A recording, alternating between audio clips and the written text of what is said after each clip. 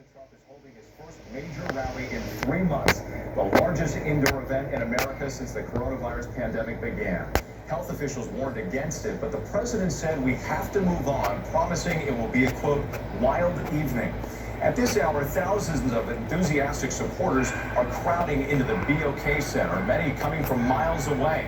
Everyone going through tight security, temperature checks, and masks offered, though it is optional to wear them. But the rally is also a magnet for protesters. They are gathering not far away. A security zone set up around the arena, the National Guard standing by. The city had announced a curfew in an attempt to keep the peace, but the president's campaign pressured them to remove it. So it will be an anxious night in Tulsa when the rally ends and people flood the streets. ABC's Marcus Moore leads us off in Tulsa.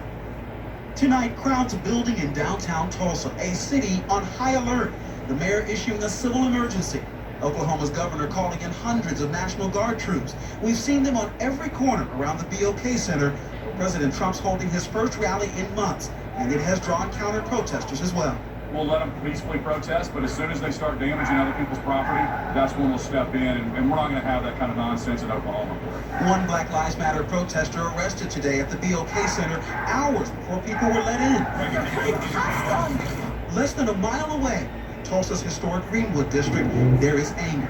After hearing Vice President Pence might tour the area, residents covering up monuments and the mural commemorating the 1921 massacre at what was known as Black Wall Street. If you really want to talk about unity, right, and bringing communities together, then we have to sit down and talk about reparations, honestly, and have a discussion and develop a plan for that. Otherwise, it's just a photo op.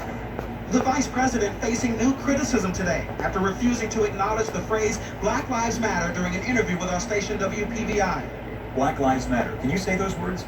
All of us are created equal and endowed by our Creator with certain inalienable rights. And so all lives matter in a very real sense. The vice president meeting with black pastors ahead of the rally. Emotions are high, and there are fears the situation could turn to chaos tonight. We have all of the ingredients for a disaster. Tulsa's a powder keg.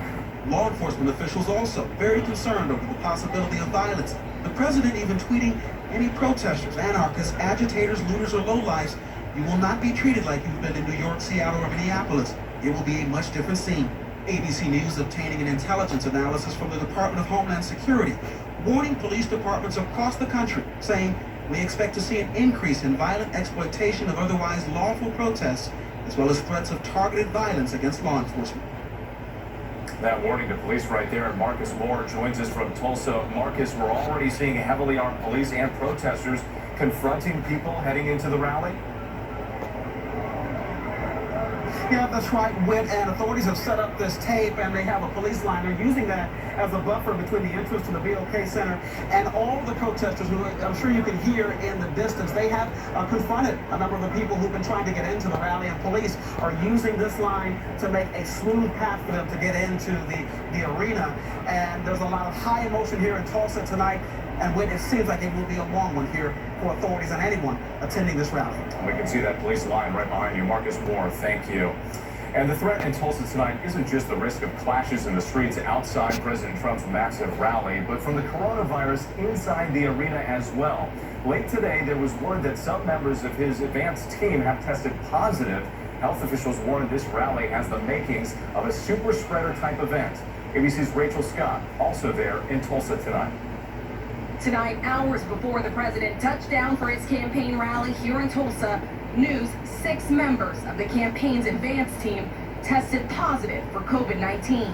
In the days leading up to today's rally, the president downplayed the risk, despite the uptick in COVID-19 cases in Oklahoma. We'll go there. Everyone is going to be safe. They have to be safe. They want to be safe. The Trump campaign issuing a statement saying no COVID-positive staffers or anyone in immediate contact will be at today's rally or near attendees and elected officials. The president's supporters have been camped out here for days, but when they enter these gates to go inside the arena, they will be doing so at their own risk. Temperature checks and hand sanitizer will be on deck. The campaign is passing out face masks, but wearing them is optional. Absolutely not. I won't wear a mask. There's no reason to wear a mask. Do you plan to wear a mask inside? I have a mask. I do not plan to wear it. I'm not worried about this coronavirus. virus at all. Health experts fear tonight's rally could be a super spreader event. Today, Oklahoma reporting more than 300 new cases. We should have done any and everything that we could to move this to some other time because, as you all heard, our numbers are spiking. Tonight, the president leaving the White House, eager to get back in front of his supporters for the first time in more than 100 days. The event in Oklahoma is unbelievable. The crowds are unbelievable. They haven't seen anything like it. Inside the arena, thousands packing in. This family traveling from Alabama, bringing their 3 kids along with them. He has a policy laid out to continue to build our country and bring back our economy and have a future for our kids here. As a family, do you plan to go inside the arena and wear masks? No, we're not.